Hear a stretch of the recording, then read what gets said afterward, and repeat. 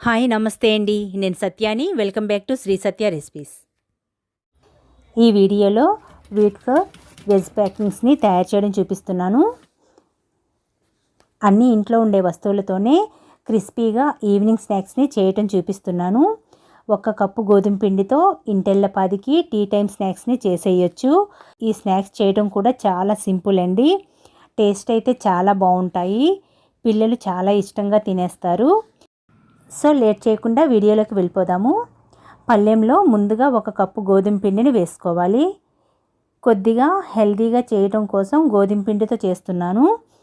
క్రిస్పీగా ఉండటం కోసం 1 టేబుల్ స్పూన్ బొంబాయి రవ్వని వేసుకోవాలి. టేస్ట్కి తగినంత సాల్ట్ వేసుకోవాలి. 1 బటర్ పీస్ని వేస్తున్నాను. బటర్కి బదులుగా 1 టేబుల్ స్పూన్ ఆయిల్నైనా వేసుకోవచ్చు. పిండిని బాగా కలుపుకోవాలి. 1/2 టీ స్పూన్ వామ్ వేసుకోవాలి. ఒకసారి కలిపి కొద్దిగా వాటర్ వేసుకుంటూ పూరి పిండిలా కలుపుకోవాలి. ఇలా బాగా కలిపిన తర్వాత పైన 1 టీ స్పూన్ ఆయిల్ వేసి ఒకసారి కలిపి మూత పెట్టి 15 నిమిషాలు పక్కన ఉంచాలి. ప్యాకింగ్ బైండింగ్ కోసం ఒక గిన్నెలో 1.5 టేబుల్ స్పూన్ మైదాని వేసి కొద్దిగా వాటర్ వేసి ఉండలు లేకుండా కలుపుకోవాలి. ఈ కన్సిస్టెన్సీలో ఉండాలి. దీన్ని పక్కన ఉంచి ఒక మిక్సింగ్ బౌల్లోకి ఉడికించిన 1 బంగాళదుంపని వేసి స్మాషర్తో మెత్తగా మెదుపుకోవాలి. ఇలా మెత్తగా మెదుపుకొని 2 టేబుల్ స్పూన్ ఉడికించిన స్వీట్ కార్న్ వేస్తున్నాను. ఉంటే వేసుకోండి, లేకపోతే స్కిప్ చేయొచ్చు. కట్ చేసిన 2 పచ్చిమిర్చిని, కట్ చేసిన 1 రెమ్మ కరివేపాకు, కట్ చేసిన ఉల్లిపాయ 1 వేసి 1/2 టీ స్పూన్ కసూరి మెంతిని వేసుకోవాలి. టేస్ట్కి తగినంత సాల్ట్ వేసుకోవాలి.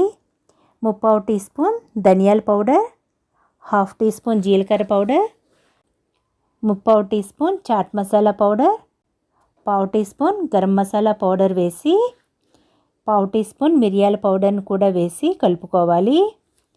ఇందులో 1 టీ స్పూన్ కారం వేసి కలుపుకోవాలి. అన్నీ బాగా కలిసేలా కలుపుకోవాలి. దీన్ని పక్కన ఉంచి పిండిని తీసుకొని మళ్ళీ ఒకసారి కలిపి ఇలా కొద్దిగా పిండిని తీసుకొని నొక్కుకుంటూ రౌండ్గా పూరీ ముద్దలా చేసుకోవాలి. పూరీ ముద్దల కంటే చిన్న ముద్దలను చేసుకోవాలి. ఇలా అన్ని ముద్దలని చేసుకున్నాక ఒక పిండి ముద్దని తీసుకొని పొడి పిండిలో డిప్ చేసి పూరీ కింద ఒత్తుకోవాలి. మనకి వీలైనంత పలుచగా ఒత్తుకోవాలి. అప్పుడే వెజ్ ప్యాకెట్స్ క్రిస్పీగా వస్తాయి. ఇందులో బంగాళదుంప మిశ్రమాన్ని పెట్టి ఇలా పిండిని 2 వైపులా కోట్ చేసి ఇలా మలుచుకోవాలి.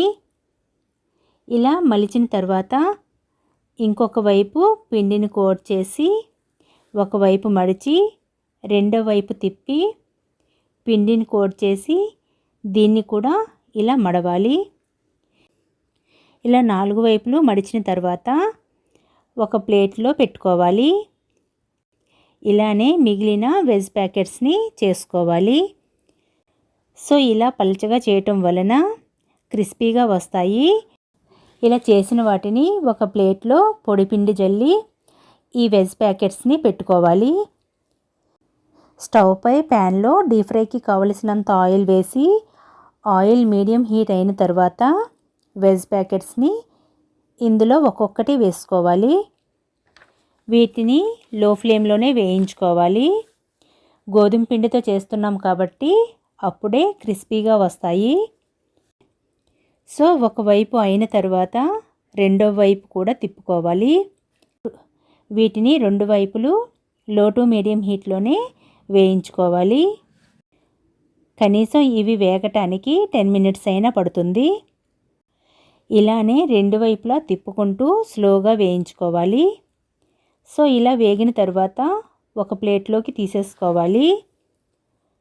వీటిని తీసేసి మిగిలిన వెజ్ ప్యాకెట్స్ని వేసి స్లోగా వేయించుకోవాలి. సో ఇంతేనండి, ఈజీగా చేసుకునే wheat flour veg packets ready. Evening టైంలో పిల్లలకి టమాటో కచప్తో సర్వ్ చేయండి. చాలా ఇష్టంగా తినేస్తారు. టీతో పాటు ఒకటి తిన్నామంటే కడుపు నిండిపోతుంది. సో వీటిని చాలా సింపుల్గా చేసేయచ్చు. ఈ వీట్ ఫ్లోర్ వెజ్ ప్యాకెట్స్ని మీ ఇంట్లో కూడా తప్పకుండా ట్రై చేయండి. ఈ వీడియో మీకు నచ్చినట్లయితే లైక్ ఇవ్వడం మర్చిపోకండి. మీ ఫ్రెండ్స్కి బంధువులకి షేర్ చేయండి. మన ఛానల్ని కొత్తగా చూస్తున్న వారైతే సబ్స్క్రైబ్ చేసుకోండి. Thank you.